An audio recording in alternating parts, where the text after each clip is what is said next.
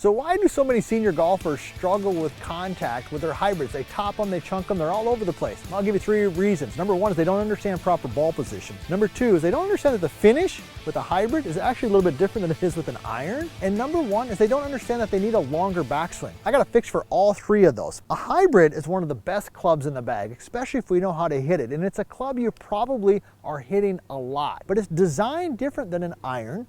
And it's designed different than a driver. So it requires some different things. So let's talk about ball position. First of all, you know, if you followed any of our stuff here at US Golf TV and VLS Golf, the vertical line swing, the book, the bad lie, all of that stuff that we've laid out there, that when we hit an iron, we basically want the ball to be positioned kind of off the buttons on my shirt, give or take a little bit, right?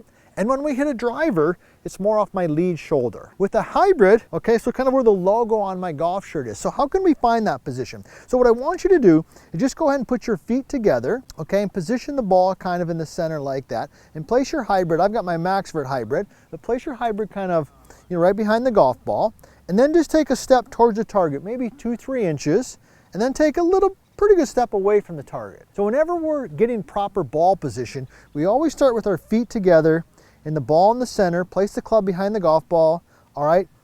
Little step towards and a step away. Now you could also just simply take an alignment rod or a golf club, and you can kind of then also see where it is relative to your feet or your chest. If I see a mistake, you probably got the ball too far forward. Number 2 is the finish position. When we're hitting a hybrid or a fairway wood, I want you to feel like the handle kind of has that high handle finish. And we've talked a couple times before about the great Arnold Palmer. And he had this classic finish. When he finished it, boom, the handle was high and he kind of slashed it. And that's what I want you to feel. Let me go ahead and hit one here and watch the handle position. And then I'm going to show you how it's different than when I hit an iron. Because an iron, remember, you're hitting more down on it.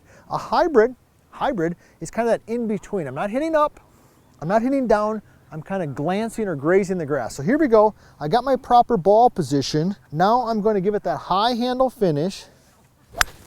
Oh wow, this club is hot. Okay, that thing just jumped off the face. So notice when I finished, the handle was kind of up and it was kind of high. Now on an iron, it's a little bit more round. It's kind of here. Hybrid, whew, right there, all right? So that was number 2. Now number 1, and this is by far the most important and the biggest reason why you're maybe topping it or chunking it with your hybrids, and that is length of backswing. Okay, when I'm hitting this hybrid, like I said earlier, I've got my MaxVert right here, 18 degree MaxVert. I need some distance. And in order to get distance, I need some length to swing so I can get some speed. Okay, now because hybrids are longer than irons, we naturally stand a little further away from the golf ball.